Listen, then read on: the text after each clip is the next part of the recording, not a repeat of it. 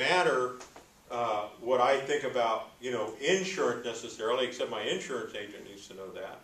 I need to know what motivates my buyers, my business owners, to make a purchasing decision for me. I've got to determine what their needs are. I've got to really get down to the nitty-gritty, like MC was saying. He's starting to really drill down to those demographics. What are those specific needs that the client has that they need answered? What Emma does. I think it's terrific. We've got an aging population here, and all of a sudden, but she's focused. She's not saying we're doing this for everyone. It's a certain demographic. So really make sure you understand your customers. Brian Tracy says, we're now in an age of excellence. Customers assume that they will get excellent quality, and if they don't, they'll go to their competitors. People move fast with their hands. Be innovative, be proactive. Remember that the things that matter most should never be at the mercy of things that matter least. And we do that in our business all the time, whether it's customers or it's our own time. We're busy, busy, busy, but are we really getting things done? So be focused on your business. How many times do you see businesses that have issues, they have problems, and they don't solve them? Brian Tracy wrote a book many years ago called Eat That Frog. And the whole concept is simply, if you'll eat a frog the first thing every morning, it'll be the worst thing you have to do, and you get it over with. But that's what we do in our business sometimes. We've got this problem sitting there. It's that 300-pound elephant in the room. And we're going, I don't want to deal with that today. I'm just going to let it go. Customer service issue, why bother? You've got to deal with the problems as they come up. You've got to be focused and single with what you do. Okay? Think about what your problems are, clarify your issues, and then solve them on a daily basis. Take action immediately.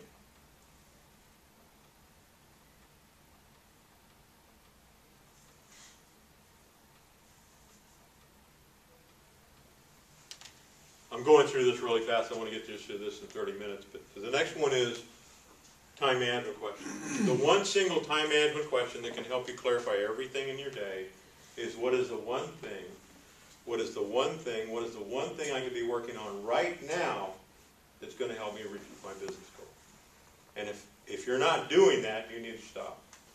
Okay, if you just ask yourself that every morning, you're going to be able to realize what it is you need to do. What is one thing I need to be working on right now to achieve my business goal?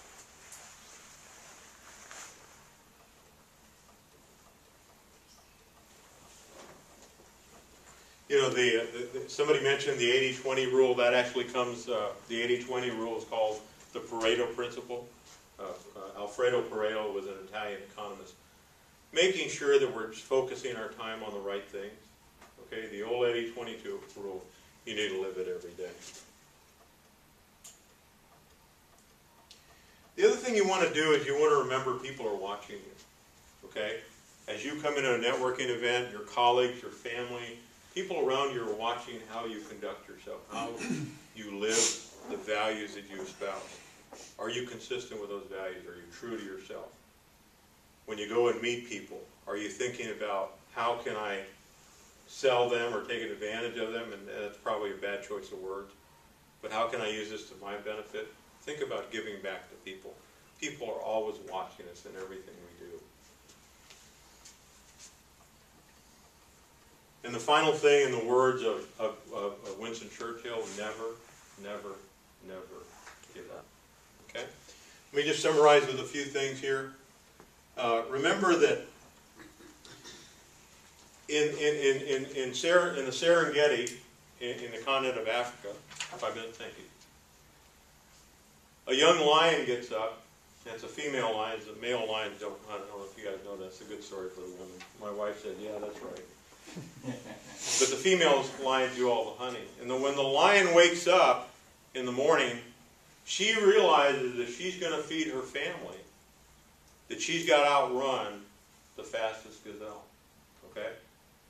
And on the other side of the desert, the gazelle wakes up and realizes that she's going to survive. She's got to be able to outrun the fastest lion.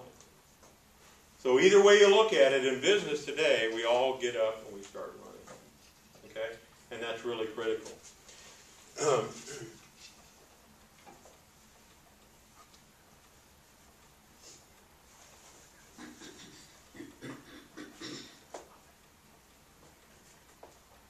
Just in quick summary, be realistically optimistic about your business. Utilize what is instead of what is. Have a clear strategy, a clear plan where you're going. Set goals. Set your business goals. Innovate and market smartly.